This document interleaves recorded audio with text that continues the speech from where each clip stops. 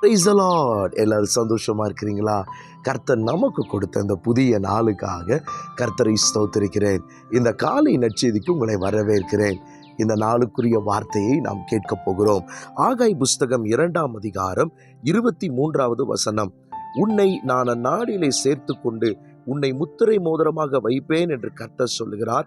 நான் உன்னை தெரிந்து கொண்டேன் என்று சேனைகளின் கர்த்தர் உரைக்கிறார். நம்முடைய கர்த்தர் நம்மை முத்திரை மோதிரமாக வைக்கிற கர்த்தர்.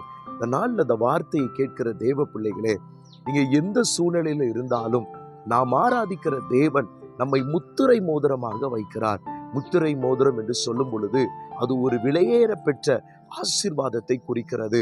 நாம் பட்ட பாடுகளுக்கு, நாம் பட்ட கஷ்டங்களுக்கு தேவன் நமக்கு கொடுக்கிற ஒரு விலையேற பெற்ற ஆசீர்வாதம் அல்லது ஒரு ரிவார்டாக நான் சொல்லுகிறேன்.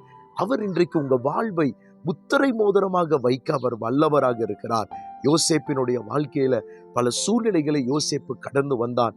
17 வயதுல வீட்டை விட்டு சென்ற அந்த யோசேப்பினுடைய வாழ்க்கையில பல சூழ்நிலைகள், பல பிரச்சனைகள், பலவிதமான அவமானங்கள் எல்லாவற்றையும் தாண்டி வந்த யோசேப்பு 30வது வயதிலே அவன் ஒரு ராஜாவாக உயர்த்தப்பட்டதை வேத புஸ்தகத்தில் நம்ம வாசிக்கிறோம்.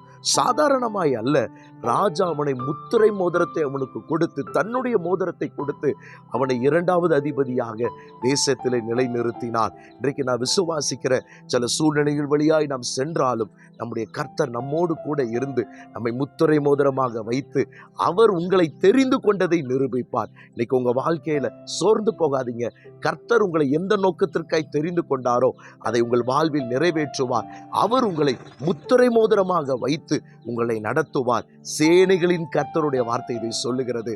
கர்த்தர் உங்களோடு கூட இருந்து பெரிய காரியங்களை செய்வாராக. உங்களுக்காய் ஜெபிக்கிற பரிசுத்த பிதாவே, வார்த்தை கேட்ட ஒவ்வொருவரை ஆசீர்வதித்து வார்த்தையின்படியே நடத்தும். இயேசுவின் நாமத்தில் பிதாவே, ஆமென். God bless you.